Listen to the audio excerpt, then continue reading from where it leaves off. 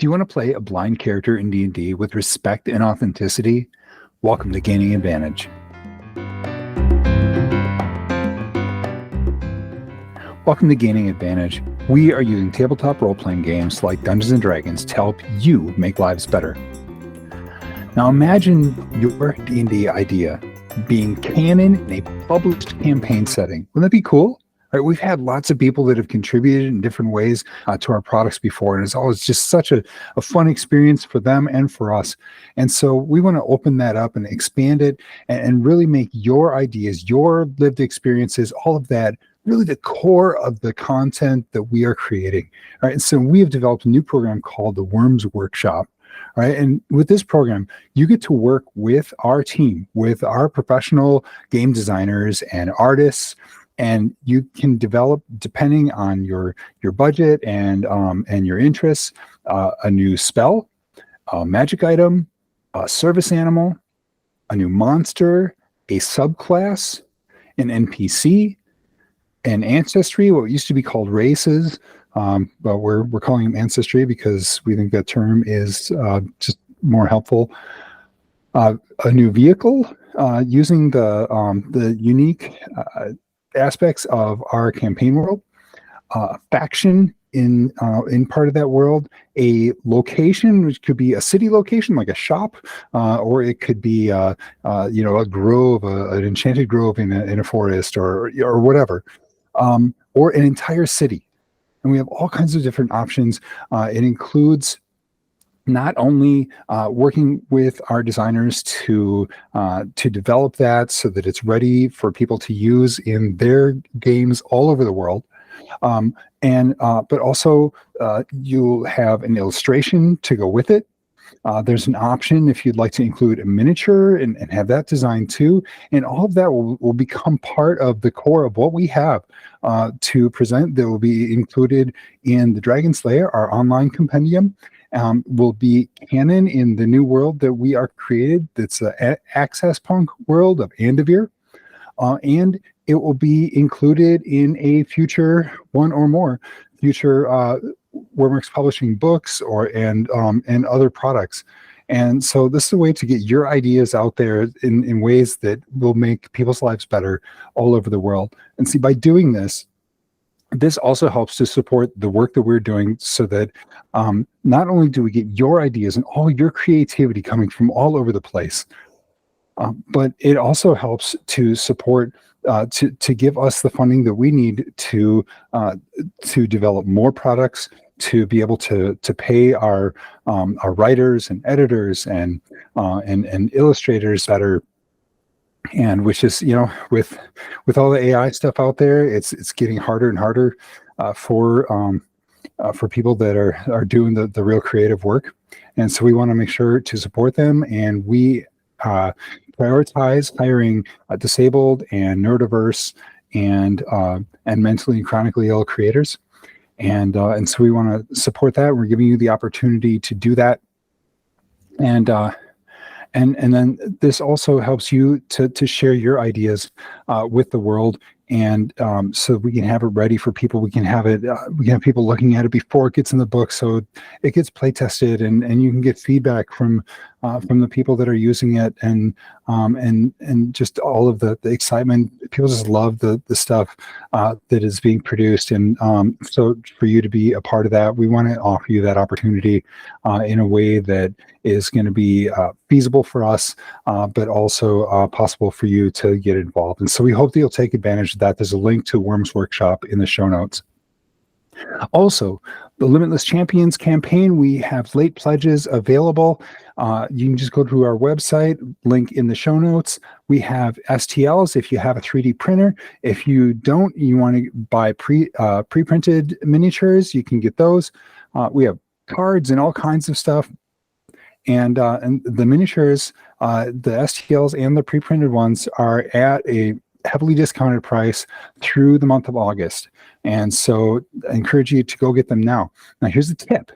If you want to save some money, before you purchase anything, if you don't have a 3D printer, check with your local library because a lot of libraries have 3D printers available for public use for free or for a very reduced cost, or else you may also have a company in your town or nearby that offers 3D printing services that's probably going to be cheaper than having to ship something, especially since our printing is being done in the UK. And if you are in the United States or anywhere else, shipping is going to be higher. And so especially our fans in Australia, this is your opportunity to check around and see what you have by you. That way you can just download the STLs, take them wherever someone has a 3D printer, and you save a lot of money on shipping. But whatever works best for you, we have them available for you either way. And so, speaking of those miniatures, we actually have a great interview for you this week as with someone who actually took advantage of similar to the Wyrm's Workshop. Last year, we made the option available to anyone that wanted to create a character to be included in the Limitless Champions campaign. We put that out there, and one of the people that took advantage of that is George McDermith, who created this guy right here. This is Orrelius, and so we're going to hear more about him, the blind paladin, and so let's get to that interview right now.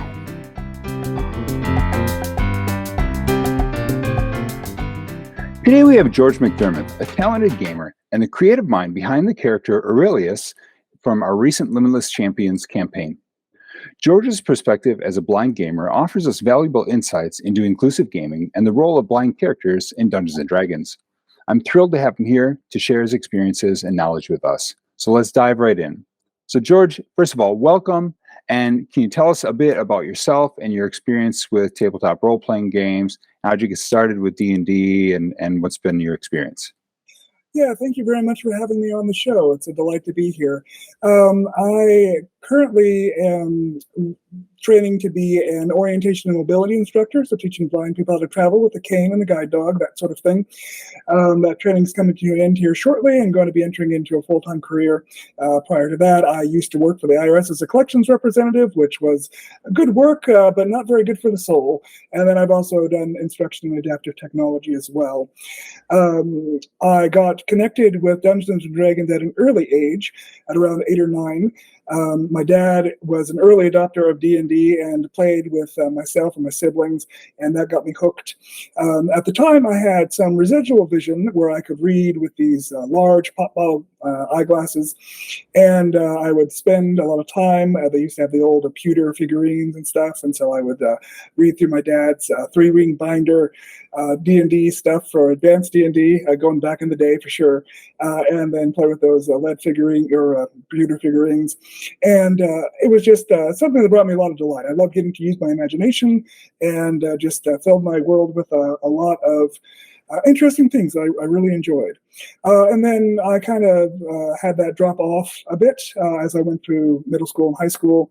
And then during my days at university, I got connected with a group of folks. I used to be involved with the Society for Creative Anachronisms, or SCA, and I found in that group a subset that played D&D and got invited to join the group, and so I played with them for a couple of years. We did 3E and 3.5E for D&D, and it was just a ton of fun. I really enjoyed it a lot. At that point, I'd lost my remaining vision, and so I ended up having to rely on my fellow players to read the dice results, that sort of thing. But aside from and update my character sheet. But aside from that, it was pretty easy to play. I tend to be a little bit of a munchkin every now and again, and so people pretty much knew that if I was a wizard, I'd be an evoker and casting fireball. If I was a fighter, I'd be the one with the great axe or the great sword. It was just the way I was. So. And then after my university days, again, there was a bit of a drop-off where I just didn't have any good groups to play with. And then about a couple of years ago, I got connected with a group in church. And we've been playing for the last couple of years, and it's been an absolute delight. I've been very grateful with how tabletop role-playing games have provided me with a method of creative expression that I think otherwise would not have been available to me. right, so you mentioned this a little bit, but as a blind gamer, what aspects of playing D&D do you find particularly both enjoyable and challenging, and how have you overcome obstacles that can arise during gameplay? Yeah, so one of the things that I found really helpful are Braille dice.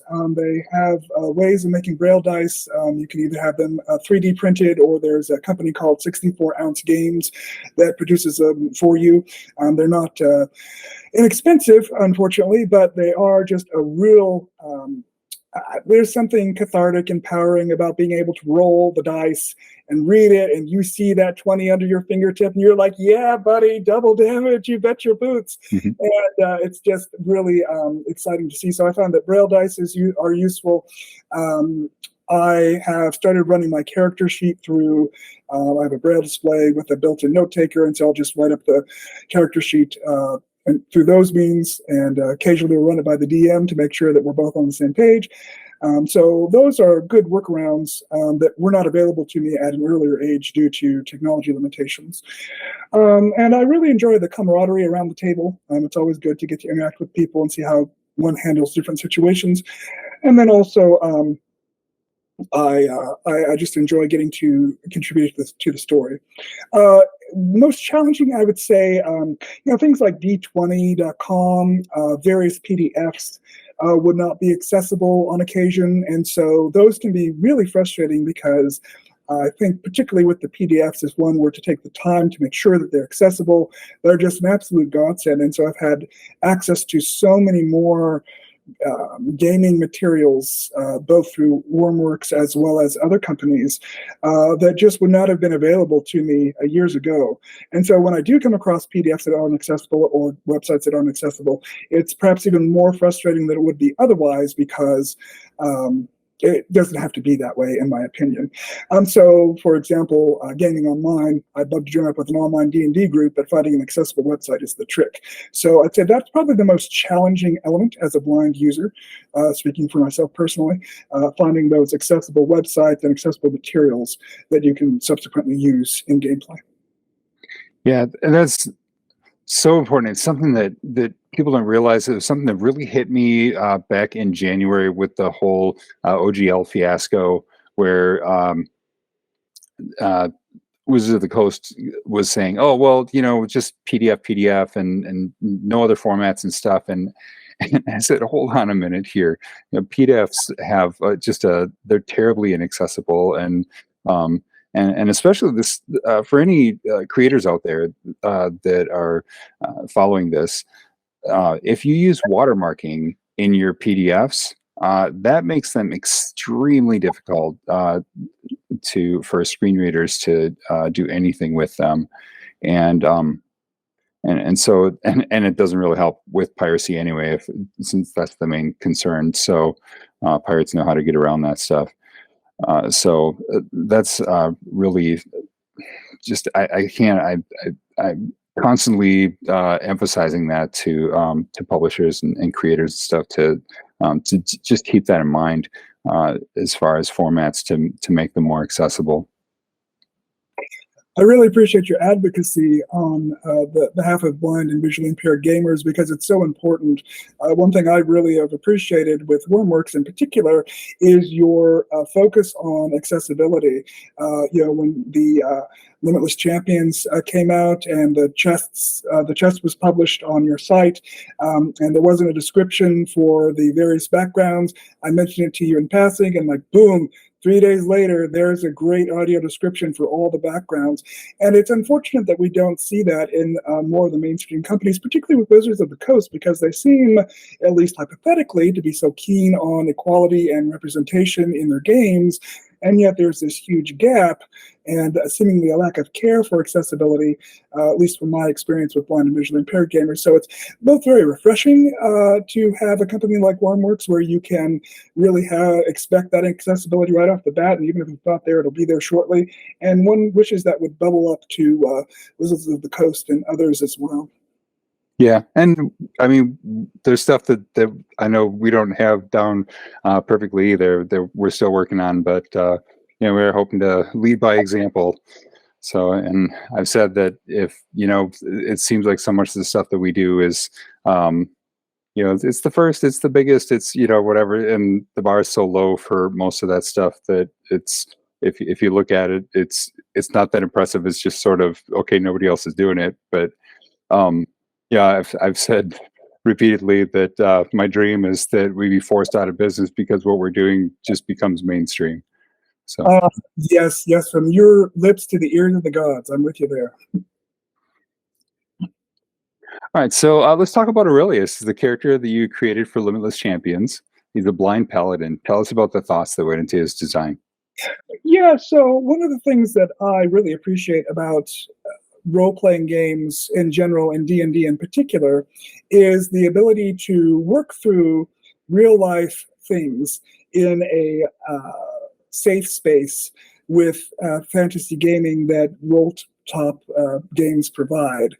And so one thing that I like is running blind characters because I feel like it gives me the opportunity to show blindness in a positive light. Historically speaking, blind characters are representative as sidekicks to the protagonist, or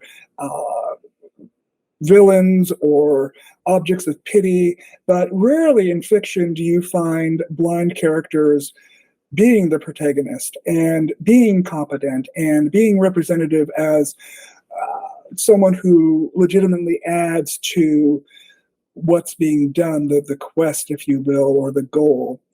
And so I view D&D as an opportunity to run characters that do portray blind individuals in a positive light. And so in college, I ran a blind wizard, and that worked out okay. And I was subsequently, when I started with this group from church, sitting there going, well, what would like to run? Well, I always enjoy Paladin. They kind of can squash the bad guys, and they got a little bit of healing, and they can tank. So I was like, well, let's do a Paladin, and then let's make it blind as a representation of, a positive representation of a blind character. And so I had a discussion with my dungeon master about how to run the character, and he was in agreement with me. And so I've been running him now for a couple of years, and it's worked out very well. I feel like I'm able to make that representation clear to those whom I game with, and one doesn't have to suspend disbelief so much to make it believable. So that's always helpful. I find that when workarounds are just so incongruous, you're sitting there going, "Oh, there's just no way that's gonna work for me." So, and in this case, it's not the case. So that's good. Cool. All right, so Aurelius is not just a character, but a representation of a diverse community. So how do you think that players and dungeon masters can best approach running and portraying blind characters in their games with respect and authenticity? You have experience, personal experience, but just to see more of that representation from people for whom that is not their experience, what would you tell them? Yeah, so I think in particular, you want to make sure that you're avoiding stereotypes, because so often people are like, oh, you're blind, therefore your hearing spectacular, or oh, you're blind, therefore you do X, Y, and Z. And I think that in order to run a character authentically, you certainly, if it's a blind or visually impaired player, you'd want to consult them about what they think is reasonable. But then also, you want to avoid tropes. For example, the seeing eye animal. Don't get me wrong, a seeing eye dragon is great. Love it. Does wonderful stuff in battle, but it seems to be the go-to. When I ran that blind wizard back in college, the workaround was I had a familiar that was basically my eyes. And, if that's what the person wants to do, that's great. But I think that avoiding stereotypes and allowing the character to be developed in the way that the player wants is going to be far more helpful. For me, Braille is such an important part of literacy that it was very important for me that with Orrelius, he has a Braille devotional. When I ran the Wizard back in the day, he had a Braille spell book, and such things are just so important to be included, because I think otherwise, if it's just like, oh, he can read the spells off the page with his ears, it A, makes it very difficult to suspend the disbelief, and B, is not authentic to what a blind person can really do. Mm-hmm. All right. Yeah, and I want to add something. I was just listening to a podcast yesterday. It was a TED Talk, and the name of the speaker escapes me at the moment. But you mentioned before about gradually losing your sight, and this talk mentioned that blindness is a spectrum like most disabilities, and it really got me thinking about how you're totally blind, but not all blind people are. And so that's something to keep in mind when you're thinking about blindness, that it comes in all different forms. And in fact, that got me thinking about just the fact that most disabilities are a spectrum. Like we have the character in Limitless Champions, Donna Nason, who is based on a real person named Donna Nason, who helped us design that character, and is a quadriplegic, but is still has some movement. And so I got a lot of just really hostile reactions from people when we introduced that character, and they said, "No, this doesn't make any sense."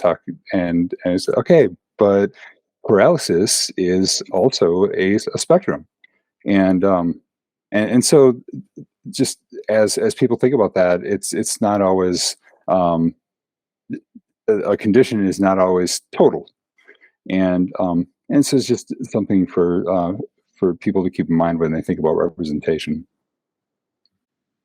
Absolutely. I think that's a very valid point. And so, in fact, the vast majority of blind people are visually impaired. They have some vision left, be that light perception. The visual impairment might be caused by loss of your visual field. But then within that field, you have, 20/40 or 20/20 or whatever.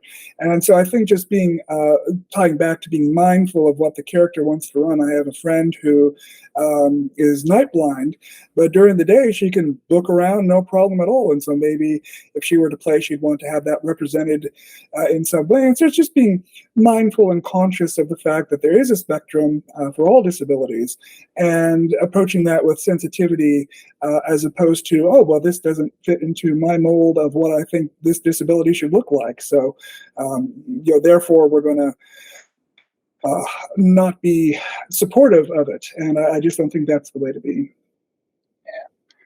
All right, so you just rescued a genie from the hands of an Ifriti, and it offers you 3 wishes to make the world better. What do you wish for? This is the question I've been trying to prepare for, because I always look forward to the answers from your guests. And I guess, wish 1 would have to be for, a great sword +5, obviously. Wish 2, because why not?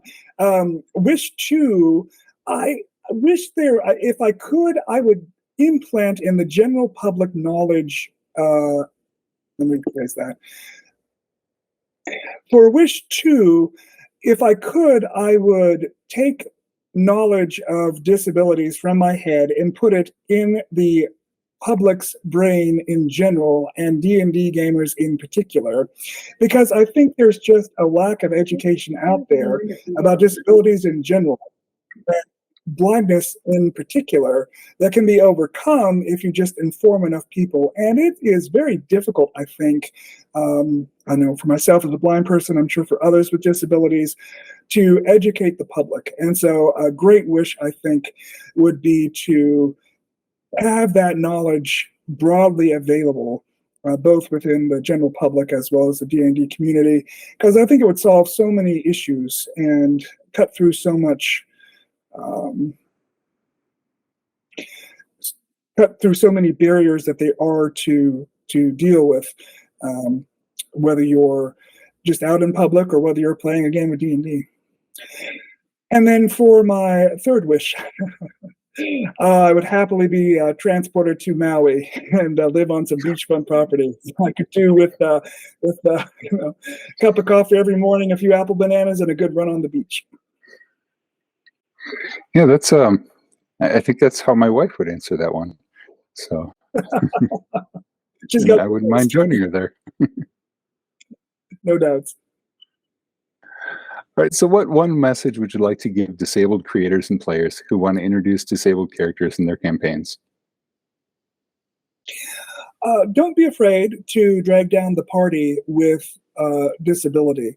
I really think that it adds flavor to the campaign and also gives you the opportunity to work through some of the things that you might not be comfortable doing outside of the game.